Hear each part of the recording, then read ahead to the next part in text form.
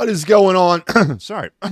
Jeez. What is going on, Phillies fans? Welcome back to the Fighting's Final here on the Edge of Phillies Sports with your boy, Matty B, with the call. Finally, back on the Fighting's Final. It's been a minute, but I'm back, and what a way to come back. The Phillies 4-1 winners tonight in Boston. There was some concern coming into this game that maybe the jet lag situation coming from London might be a problem. It was not what you would call the most productive offensively driven night. It wasn't, but the Phillies did enough. Kyle Schwarber, I guess it wasn't June in London, right? Maybe it wasn't June in London, and it wasn't June quite yet when he left to go to London, but now he's back, and 2 home runs tonight, to include another leadoff the game home run, and the Phillies 4-1 winners. And it was, it's good news tempered by the bad news that Phillies fans received this morning that JT Realmuto is now going to be down for up to 6 weeks as he goes through knee surgery. And that means that your greatest fears have been realized, that Garrett Stubbs will now assume the role as the starting catcher. And Rafael Marchand, the much maligned minor league catcher that's been bouncing around the Phillies system for about 95 years, is finally going to get his opportunity, at least as a backup in the major leagues, as he was called up to kind of go to London as part of that taxi squad thing. But now he's gotten the news he's staying around for a while as he'll assume backup roles. Logan O'Hoppe, where have you gone? This is one of those opportunities where that trade comes back to bite us a little bit. But more about that a little bit later. This is about a 4-1 Phillies win.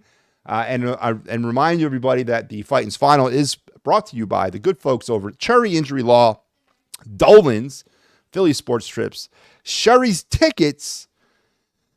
Am I forgetting somebody? No, I think that's everybody. Yeah, Dolan's and Philly Sports Trips. Yeah, okay, there you go. That's all of them. Again, it's been a minute since I've been on the show, so you have to forgive me. I'm out of practice of my own show. But 4-1 winners, Phillies tonight.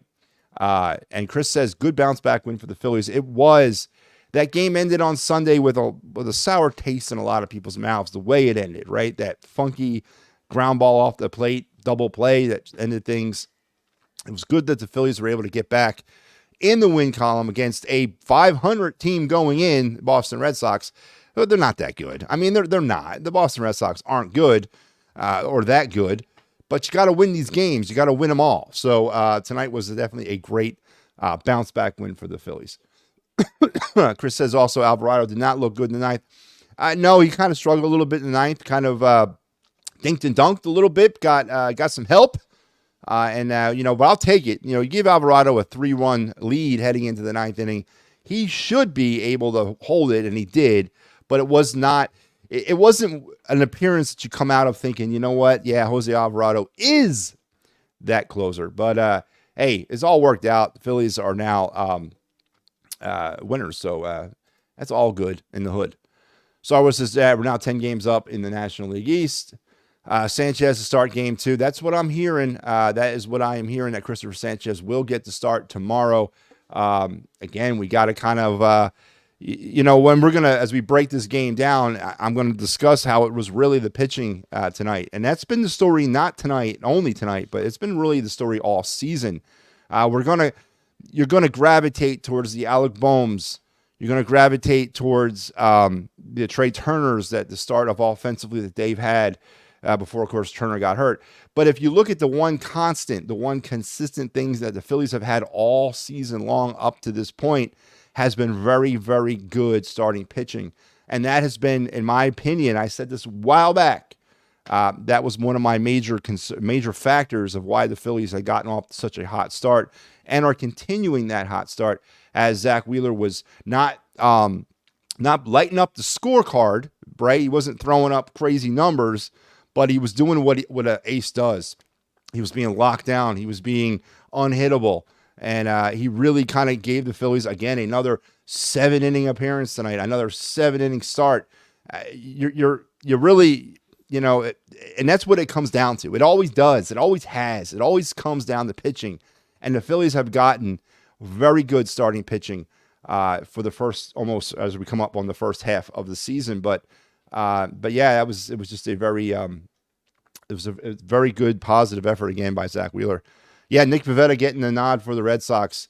Going to be interesting. Nick Pivetta will probably throw a no-hitter. You know how that works, right? Star Wars says Drew Schwarber has arrived. Let's give it one more. Let's give it a couple more games. Schwarber, and I've said this too publicly, and I've gone back on my word. I still don't like him leading off, and I never will change my mind there. But he is definitely not part of the offensive issues for this team. He hasn't been hitting home runs, but he's been getting on base. And now you have mixed in that home run thing. If that's what's going to happen here, how much more do you want from the guy? I got to say that I'm very surprised of the Kyle Schwarber of 2024. Yeah, he's not hitting the long ball as of right now, and tonight was maybe a good start to that. But he's been getting on base, and he's been being productive at the plate and having productive at bats.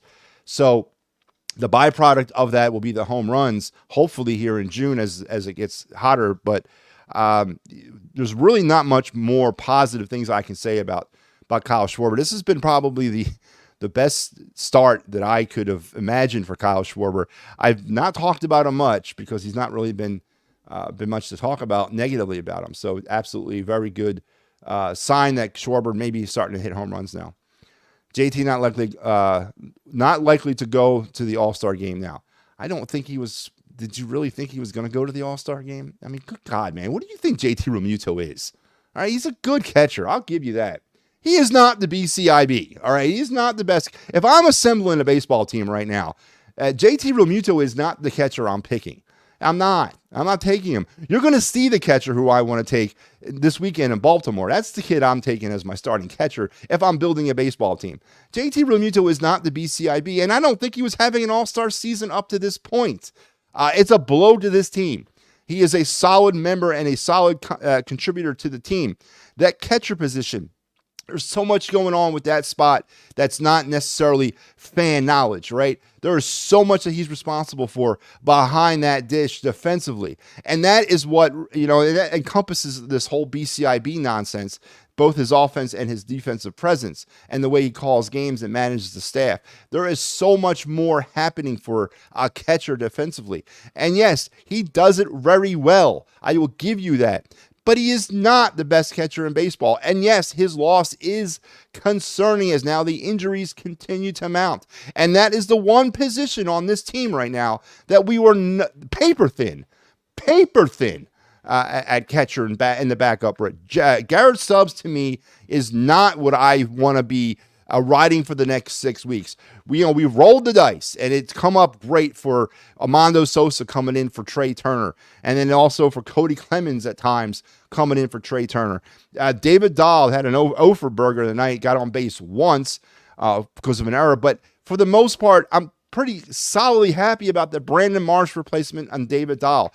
I don't think we're going to get lucky a third time. I don't think Garrett Stubbs has it offensively. And I don't know what he does defensively either.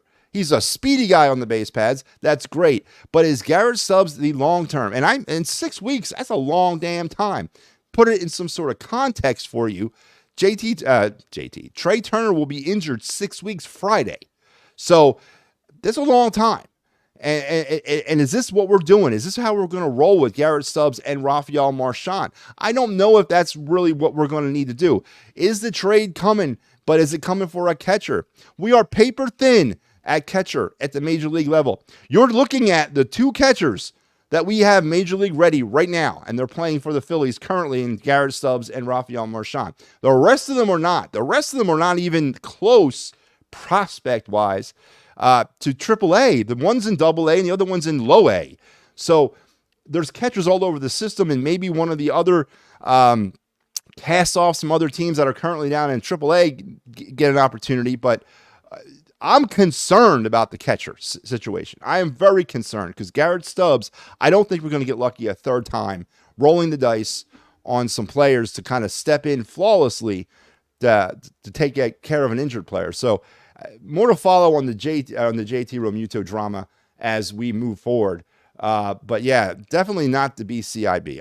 And he's not an all-star, in my opinion. I don't think he was ever going to the all-star game. And even Homer Al will probably back me up and say he wasn't going to the all-star game. Or maybe he won't. I don't know. He's all in love with him. But no, he was not an all-star in my eyes. Let's hope nobody else gets injured into the second half of the season. Yeah, I mean, I guess you could look at it this. You could look at it this way, Chris. You know, this team over the last couple seasons has not really dealt with this.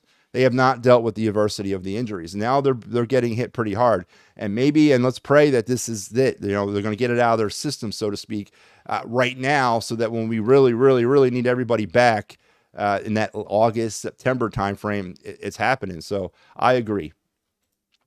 No JT, no problem. Phillies find ways to get the job done. Jose, I just went on about a 10-minute rant about how I don't think it's going to happen a third time. I don't think we can possibly get lucky a third time with our substitute players filling in seamlessly for the injured starter. I really don't see it. I'm not the biggest JT guy. I'm not.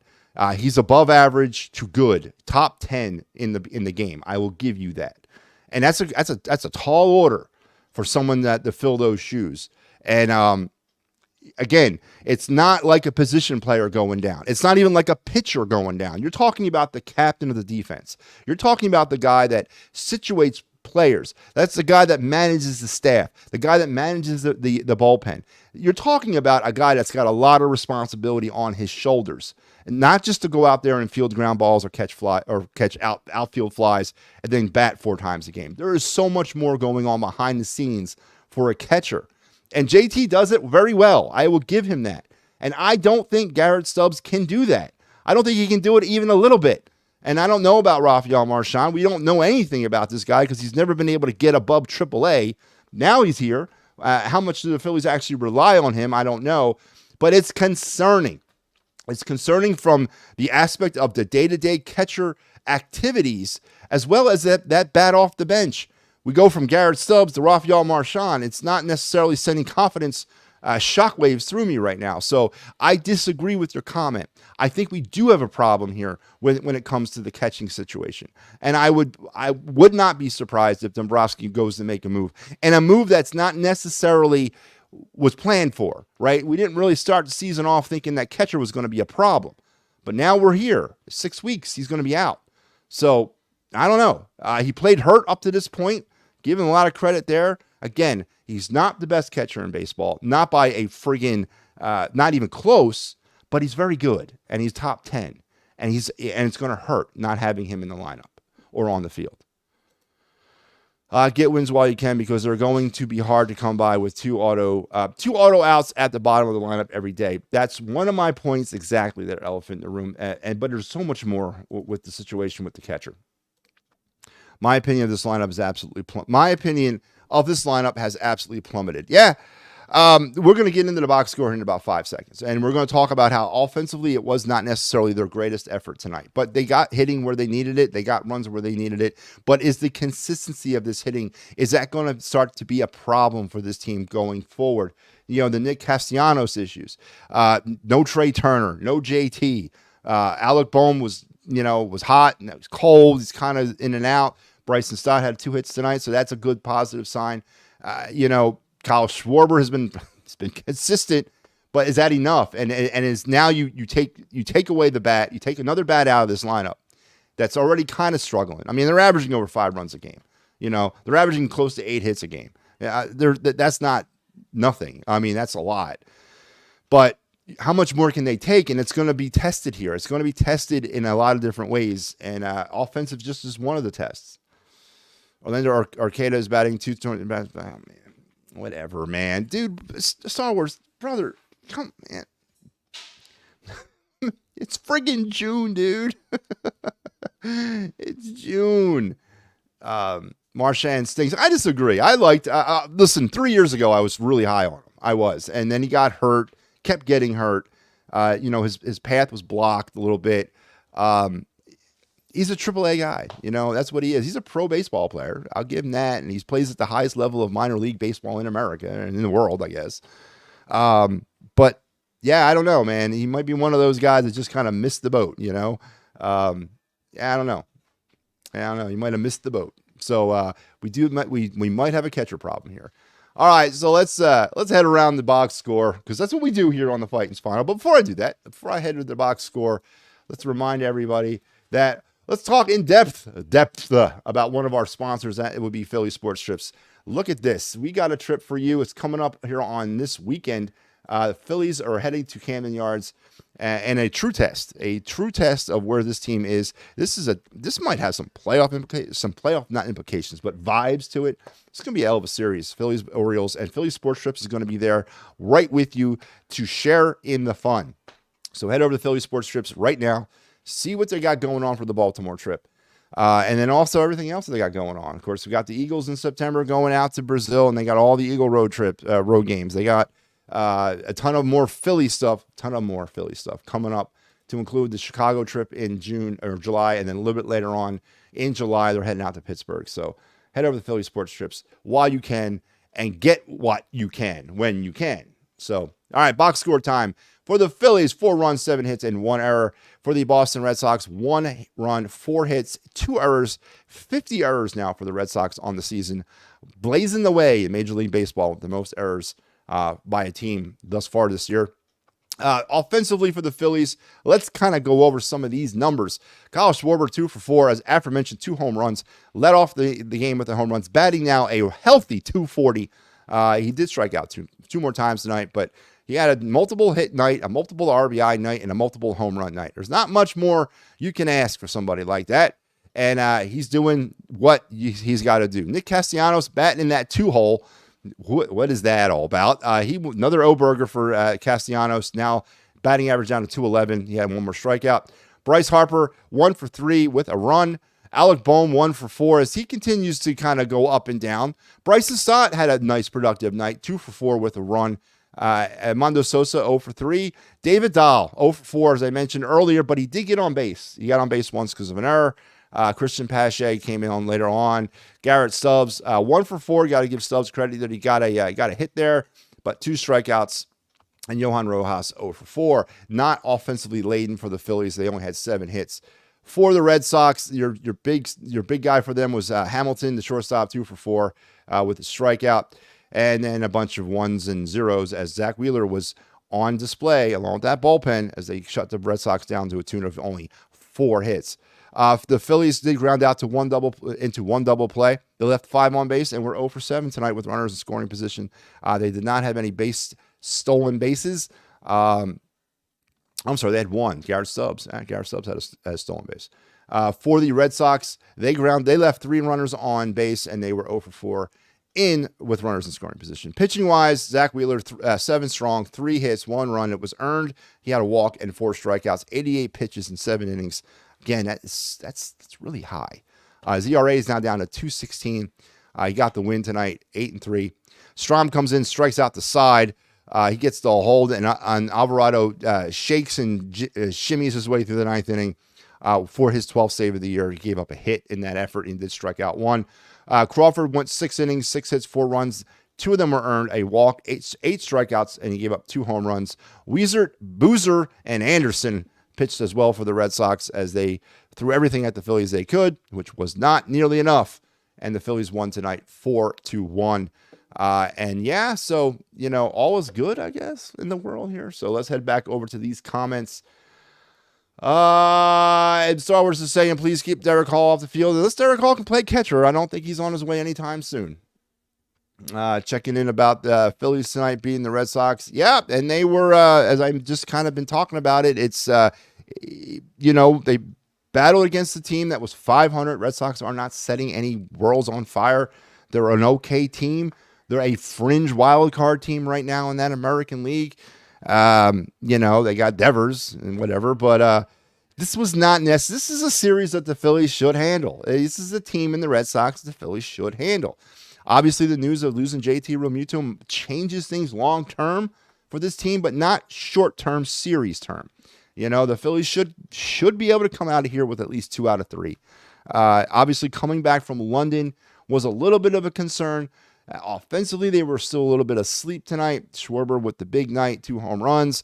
Wheeler with a dominant pitching effort.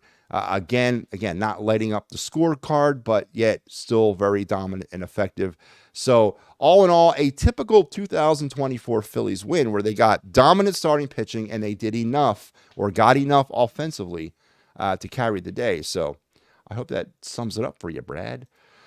Really small guy, 5'9", plays like it. Yeah, he is. But I'm telling you, man, I am telling you, there was a moment in time about 3 years ago where I was really high on him. I thought he could be at least a capable backup.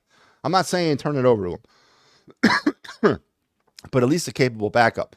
And of course, with Logan O'Hoppe gone, and we're obviously going to talk about that. I am, at least for the next 6 friggin' weeks. Once again, would really be nice right now if we had somebody like that. But I was really high on Marshawn. I really was. I thought, yes, he's a small guy and he played a little small, but there's something to that. There's more to that. You don't gotta be a beast of a wall of a man back there. You can be athletic and small too, and still catch at this level. And I just think he missed his boat due to injury. Blocked a little bit by JT. I just think he kind of missed his boat a little bit. My thoughts about JT on being on the IL, has his surgery. Your thoughts? Brad, I just kind of went over it for about 2 hours, or not 2 hours. I went over it for about a half hour. I have major concerns, major concerns long term of what this team is going to be with a Garrett Stubbs-led defense, with a Garrett Stubbs-led calling the pitching staff, with Garrett Stubbs-led bullpen management, with Garrett Stubbs at the plate. I have major concerns about that. We are paper thin. For those of you that didn't hear me say it, I'll say it again. We are paper thin at the catcher position. And there is no other prospects that are major league ready currently in this organization, except for the 2 that are on the Phillies right now. So that's a concern. And how does that happen? I'll tell you how it happens. Logan O'Hoppe, where are you? That's how that happens. You make a trade, which I was never ever for, and now it's going to come back and hopefully not bite us in the butt. But it would certainly be nice to be able to turn it over to that young man right now and say, you know what, kid? You got 6 weeks. Show us what you got. But now, to do that, you got to tune in to the Anaheim Angels or the Los Angeles Angels, whatever the hell they call themselves, and watch him do his thing every night out there. So this is a concern, Brad, a big concern. Because again, I said it, I'll say it again. I don't think the Phillies can get lucky 3 times in a row with trying to roll the dice and saying, you step in for him and let it be seamless. I don't think that's going to happen, man. I don't. I hope I'm wrong. I'm just concerned. Yeah, it makes no sense about Bat Castellanos. Yeah, I don't know what he's doing batting second. I don't know in any lineup where he belongs batting second right now. Even though he showed little signs of life, but we've seen this before. Signs of life and then back into the tomb. So I don't know what the hell is the sense here with number 2 in the lineup. I really don't. What's up, Matty B? Well, thank you very much, Adam. I appreciate it, man. How are you? Good win tonight. Losing JT hurts. It does. Do I have to say it again? Can you guys just rewind this damn thing? 10 games ahead of the Braves staying hot. We are staying very hot. Good night, Blow Sox. Yeah, Walter, where the heck you been, man? Why don't I not talk to you much lately these days? It's really concerning, Walter. You're one of the, I like to call you a Fighting's Final OG, man. You were there with me from the beginning, back in 2020. What was that, 2022 when I started this? So where have you been, Walter? You need to get back out here, man. It doesn't seem right about me doing a show without you around, right? You were that guy, Sadar. Remember that dude, the Mets fan who used to come on all the time and bust my balls? I don't see him anymore. He doesn't come on anymore. But Walter, it's good to hear from you. Are the Phillies going in search mode for a center fielder with a bat? Jose, listen, that's a great question. But maybe we need to go in search mode with a catcher with a bat. This is concerning. I don't think center field is the issue. I've never said that. Center field is not going to be the reason why the Phillies don't win a World Series this year. And there's help coming in center field in about 2 years. And the guy's name is Justin Crawford. There's help coming. I'm not concerned about center field. I am concerned about the bullpen. And I've gone in nauseum about what my concerns about that bullpen are. It's the fact that we don't run roles, that we don't have a designated closer, a designated setup guy, and a designated long reliever. We don't have any of that. So I'm concerned about that. I've been concerned about the bullpen since we started this thing back in March, and my concerns stay there. Now I'm concerned about catcher. I am. Because right now, and I guess 6 weeks is a drop in the bucket of a season, and it's going to take us up to about the midway point here, a little bit beyond that if JT's out for that total time.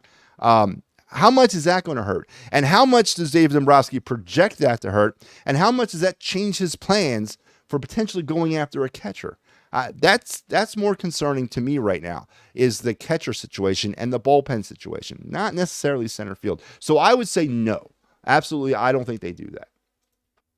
Rojas is a good defense, but he can't hit. Yeah, but if he's batting ninth, listen, we're getting more production out of Rojas than I thought we'd ever get production out of him. And back in the dark days of April, when he couldn't catch a cold or hit a cold, whatever, I kept saying, you know what, get those bunts going. You know, have Rojas drop a bunt. Every time he's up there, have him drop a bunt. You know, let him use that speed of his. Let him try to run down some singles. And they were doing that for a little while. Then he kind of caught on a little bit and started hitting the ball again. Maybe it's time to go back there. Maybe it's time to manufacture him on base. Try to get him on base any possible way they can. Have him start bunting every game again. And I maybe that breaks him back out of it. I don't know.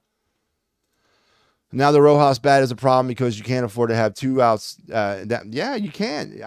Listen, you can't afford to have outs anywhere in your lineup, and you can then not. Obviously, you can't afford to have 2, as you guys mentioned, automatic outs. Now, there's no such thing as that. There isn't. It's major leagues, for God's sakes. Anybody can get hot on a given night, but we're talking about consistency, and I get that. The Phillies have been doing it with mirrors all season long when it comes to offensive production. Man, there was a time that the bottom of the lineup was carrying this team, right? There was the time not too long ago that was happening. Can we sustain that? I don't know. I really don't know. The JT thing is concerning because you're right. It's so many levels that are now stripped bare on this team. And are they deep enough to kind of weather that again? Again, a third time, are we really going to roll them dice and say, Daddy needs a new pair of shoes for a third time, and we're going to get them? I don't know. Time will tell. But if you're asking me, no. Garrett Stubbs is the most unlikely person that I'm going to say saved the season. Honestly, I can't stand Garrett Stubbs. I don't know what he's doing here. But now that he's in the spotlight, what does he do with it? It's the opportunity he's been dreaming for or praying for. He's got it. Let's see what he does, and let's see how he can do it. Oh, man. Can't they pick up a bat? Can't they pick up a backup catcher from a team without? Well, absolutely. They can trade for anybody they want. The trade deadline is in late July. They can move people around. They can send people gone anywhere they want. But, again, it's a matter of cash and carry. You know, what are the teams going to want? They know the Phillies are now down their stud catcher. You know, they're going to want the farm literally for their backup. And, you know, does Dave Dombrowski have that in him? I don't know. And you know what? Every time one of these players goes down, every single time now somebody drops, I shudder and I cringe about the Philly minor league system. I don't want Dombrowski, who's got a history of stripping down minor league systems and going for it all. We're at a place right now, if you guys haven't noticed, the Philly minor league system is in a revival. They're finding their way. There's prospects popping up at all different levels. And it's very, very, optimistic down there right now. Some of these prospects are starting to develop. And I'm so scared that every time a player goes down, every time a JT drops or a Trey drops or a Brandon Marsh goes, that Dombrowski's going to go revert back to his Dave Dombrowski ways and send 19 prospects around out of here for a backup catcher who's been in the league like Rupp or something like that. Scares the living bejesus out of me. And so, does he explore a trade? I don't know. I really don't know. I would love to know, but I can't. I sit here and I hope if he does not blow it up, does blow up the minor leagues for a rent a backup catcher. When we had one that he traded away already. We had one. We had a young man that was ready. We had somebody that was ready to step in to start his maturation process, to start developing himself to become the new starting catcher for the Philadelphia Phillies. We had him in our hands. And we said bye-bye. So, what does Dave Dombrowski do now? I don't know. Great question. And we'll all find out together. Walter, back again. I work a lot of bed hours. Nah, I'm sorry, Walter. Listen, I get it. You got to feed the family, and I understand, but the show is a lot better when you're part of it. I'm just going to tell you. I'm just going to leave it out there like that. Nobody to really pick up unless you want Nah, there's more than that. There's tires to be kicked everywhere around Major League Baseball. There's teams starting to sink to the deep end of the pool, and there's teams already starting to look at 2025. There's a few of them. What we got? 10 teams in Major League Baseball above 500. Listen, there's some pickings to be made, but of course, it's always about what they're going to want in return, and that scares me when it comes to Dombrowski. Great evening, all. Yeah, it was a great evening. All right, so listen, man, I'm floating away from this game. Let's get back to the post-game show. Let's now talk a little bit about the Broad Street bottom line, because it's time for me to do that.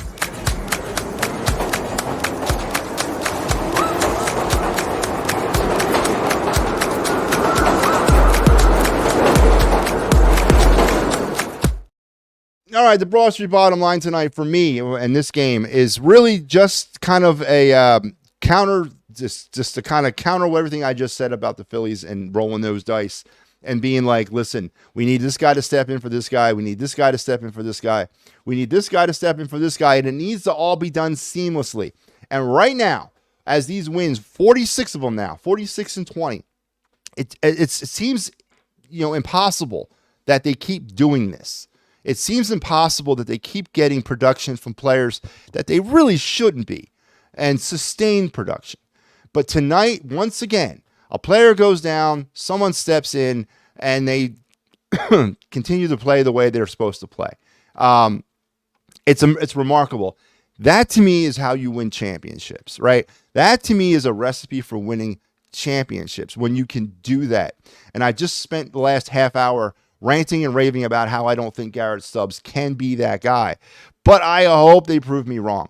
I hope that based on the trends that we've seen so far, with Trey Turner, with Brandon Marsh going down, that there's a seamless plug-in ready to go right now. Because up to this point, that has been the number 2 reason why the Phillies, I think, have been so successful, is that seamless transition from starter to role player. And it was on display again tonight, and it's been on display for pretty much the entire last third of the season. And it's amazing to see, but it's also, what are we going to see next? What's next? Because now we need another one. Now we need another small miracle to kind of happen with our catcher position for the next 6 weeks. And is this team ready for that? So my Broad Street bottom line is, why not go for it? It's worked already. It's worked in the past. Garrett Stubbs, you're up. Let's see if you can be 3 for 3. And so far it has worked. And I'm actually very excited to see if it can work a third time. So my Broad Street bottom line tonight is resilience and plug-in starters for role players. It's worked in the past. Do we continue to let it go? And hopefully it works again in the very near future. And that was my Broad Street bottom line for this game, and pretty much for the next month and a half. And that was brought to you by the Cherry Law Firm, Dave Cherry. For all your workman's compensation, motor vehicle accidents, personal injury, criminal law, give Dave a call at 610-565-0300 at www.cherryinjurylaw.com. All right, so let's hit on the other thing I got to talk about. It's time to go around the bases.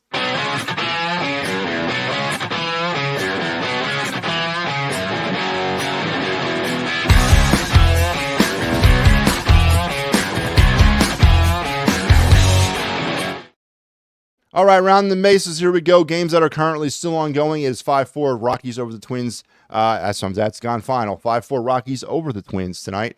It is 10-0. The Yankees all over the Kansas City Royals in the bottom of the 7th. 2-0 Blue Jays over the Brewers in the top of the 8th. It is 2-0 Diamondbacks over the Angels in the bottom of the 2nd. 1-1 Mariners and Red Sox in the bottom of the 2nd. Top of the 3rd, it's 1-0 A's over the Padres. In the top of the 3rd, it's 0-0 Giants Astros. Bottom of the 1st, 0-0 Rangers Dodgers. Games that have gone final. Orioles 4-0 winners over the Braves, helping us out right now, but we're going to get our chance at the Orioles here on Friday. But they won tonight 4-0, beating the Braves, extending our lead to 10 games in the NL East. The Nationals over the Tigers in 10, 5-4. The Rays 5-2 winners over the Cubs. It was the Guardians 5-3 over the Reds in the Battle of Ohio. It must have been a real snooze fest in Cincinnati. It was 4-2 Marlins over the Mets. 5-4 Rockies over the Twins again in the first game of their doubleheader. And it was 2-1 Pirates over the Cardinals. And there you have your round the bases here in Major League Baseball on this Tuesday evening. And that was brought to you by the great folks at Dolan's, 24 East Sellers Ave in Ridley Park.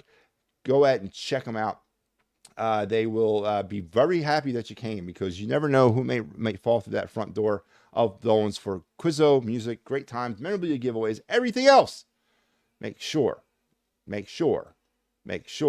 you check Dolan's out, because they will be extremely happy that you did. So there you go. All right, let's wrap some of these comments up, guys, because we're going long. But you know what? I'll talk all night if you want.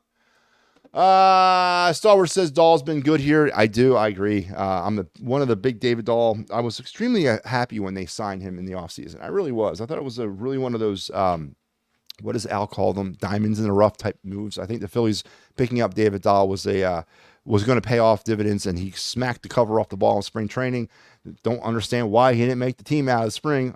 I do, but obviously there was an agenda. But he went down to AAA and continued to smack the ball down in AAA. Was my position player of the week down on the Phillies farm segment for 3 straight weeks with the Lehigh Valley Iron Pigs. Finally got the call up there when Marsh went down. But what do you do? I mean, he didn't have a great night tonight, but still batting .400 right now, and all he does is hit home runs. So what do you do with David Dahl when Brandon Marsh comes back? What do you do with a couple other players when Trey Turner comes back? So this is definitely kind of developing a flavor here this season with the Phillies. But again, as I said, it's resiliency and it's about the next man up. And so far, so good. Let's continue it going right now. But yes, I think David Dahl is going to pay off dividends for this team further down the line. I just have an image in my head of Citizen Bank Park in mid-October, maybe late October, fall, chill in the air, David Dahl up at the plate, bottom of the 9th inning, runners on second and third, 2 outs, and he laces a double down the right field line. I just have that image. I can't get it out of my mind. I think it's going to pay off dividends for us come the fall. What commitment you will never start without consistency. Without commitment, you will never start without consistency. You will never finish. What? Without commitment. It's a quote. You will never start without consistency. You will never finish. I think I understand what you mean. Wow. It would be nonsensical to tear down the system for any one player. Have you met Dave Dombrowski there, elephant in the room? Have you met him? Go back and look at his track record, man. He's all about building championships. He is. I'll give him that. But it comes at a price, and that price is the minor leagues. Listen, I agree with you. But have you met Dave Dombrowski? And so far, with the exception of the Logan O'Hoppe trade, I am pretty happy with what he's done or not done when it's come to our prospects. I still can't get over Logan O'Hoppe. And, of course, situations like this don't make it easier. But he's been okay. He hasn't been the old Dave Dombrowski when it comes to that. Let's see if that continues. How many more injuries do we have to suffer before Dave starts plucking them out the minor leagues? And start saying, you know what, Mick Abel, I don't think he's going to work out, which he might, and which I wouldn't necessarily be upset, but let's move him. Andrew Painter, he's coming back from Tommy John surgery. You know what, I don't know. Maybe he's not going to be the same. Let's move him along. Justin Crawford, he might be the center fielder of the future, but the future is now. I want to win a World Series. I'll trade him away. I'm concerned that we're trending that way, and I don't necessarily want that. Alvarado sucks. Marchand, he does. You know what? No, he doesn't. I'm not going to say that he does not suck. He is actually, I think, a good closer. And I think where Alvarado suffers with this team right now, and I think that's been his problem since he's been here with this team, never a defined role. Whatever that role would be, a setup guy, a closer, a long guy, whatever the role was or is, he has never been given a defined role with this organization. And I think players like Alvarado need that. They need that confidence. They need that pat on the back and say, no matter come hell or high water, you're my closer. Go out there and do it. And I think that's what Alvarado's problem is. I honestly do. And I'm telling you, I've told you this, guys, many times. I'm concerned that this bullpen crap, this committee crap is going to bite us, man. I really am. I'm ready to pass Jay through waivers And it's not because I hate him, but I need to get steady at bats. Yeah, listen, I talked about it last night on my show when it comes to making a decision about Dahl once Marsh comes back. Neither Dahl or Pache have long-term plans for this team. They're not in the long-term future of the Phillies. They're not. But when you're in a win-now mode, what is that long-term? And who is really in that at this moment? But you're right. You're going to have to make a decision. And Dahl signed a minor league deal. So Dahl's an easy push back down to the minors. It doesn't require much. It's a straight move back down. Pache's out of minor league options. So if you want to send him down, he's got to be DFA'd and go through waivers. But the question is, who actually makes more sense for this team going forward this season, Pache or Dahl? And to me, it's Dahl. It's always been Dahl. I don't know. Pache, I get what he is or what he was supposed to be. He's never going to be that. He's never going to be reliable to come off the bench and give you consistent at-bats. David Dahl will be. David Dahl's done it before. David Dahl's been the man before. He's accepted what his career is now. I think he's happy in this role. And I think he would be better off for this team moving forward than Christian Pache. And again, neither one of them have long-term aspirations or in the long-term plans of the Phillies. So I agree with that. I give me some David Dahl over some Christian Pache. So, yeah. All right, listen, folks, that's been great. Well, I've enjoyed it. Let's talk about our final sponsor of the night, and that would be our good folks over at Sherry's Tickets. That's right, www.sherrystickets.com, family-owned and operated since 1946. No hidden prices, no hidden fees, and great prices. What you see is what you pay. And don't forget, you save an additional 10% when you enter the promo code EOP10. So hurry over to Sherry's Tickets right now and scoop up the rest of the Phillies tickets for this summer, because it's obviously one of the hottest tickets in town, and should be for the remainder of the summer. And the summer is just starting to right? It's just starting to get here. You got Schwarber hitting home runs tonight. Boy, it's got everything that summer's all made up of, right? So hurry up for Sherry's Tickets so you can be part of the action down there at Citizens Bank Park. And don't forget, once you're done being part of that action down at CBP, come over here to Edge of Philly Sports and be part of this action, the Fighting's Final. And here we are for the rest of the week. Sal will be with you on Wednesday, tomorrow night, and my main man, Al, is going to take you through the rest of this series, the finale on Thursday, and then we're going to gear up for them Baltimore Orioles come Friday. So a lot of great baseball. Baseball's back in the United States. We're back to playing regular games. No more 2 days off a week crap. It's back to being, at least until the All-Star break. And we're back to all that. So listen, guys, 4-1 Phillies winners, 46-20 now on the season. 10 games up in the NL East. I know I don't talk standings. I'm not really talking standings, but I'll mention it because it's a hot topic. JT Realmuto is down, and he's out. Is Garrett Stubbs the answer?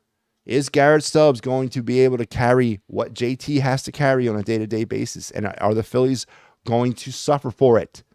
Time will tell. But tonight, good start, 4-1 winners. We'll be back tomorrow night. Oh, yeah, as mentioned, let's talk about tomorrow's we talked about Christopher Sanchez. I say Christian Sanchez. Christopher Sanchez is going to be going for the Phillies tomorrow, and he will be opposed by that pesky Nick Pivetta. Let's hope we don't turn Pivetta into a Cy Young Award candidate tomorrow. 7:10 start out there in Fenway. So make sure you're tuned into the game, and then make sure you're tuned in here afterwards as well. So we are going to wrap it up here. Strama's been lights out. Yeah, he pitched really well tonight. Struck out the side. Is he done for the year? No, Marshawn. He's done for the next 6 weeks. So through the All-Star break is when he's going to be potentially shelved. So no, not for the year, but for the next 6 weeks. And again, to put it in context, Trey Turner got injured 6 weeks ago this Friday. So it gives you kind of a context of how long 6 weeks is. So, and then what the hell's going on with that? When's he coming back? When's Turner going to get reevaluated and let back into the lineup? That would help. Getting some of these players would help too. Getting some of these players back would help. So we'll see how that works out. Let's turn Pivetta into a frustrated little crybaby Pivetta. I hope they do, but that doesn't usually happen in these situations for the Phillies. We usually turn these guys into Steve Carlton. Let's hope that doesn't happen tomorrow night. Folks, we will talk again tomorrow night. Again, Sal has you tomorrow, and then Al is on Thursday. I'm back on Friday for the first game of the Orioles series. So until I talk to you again, take care until you guys talk to us again tomorrow night. You guys have a great night. Go Phils.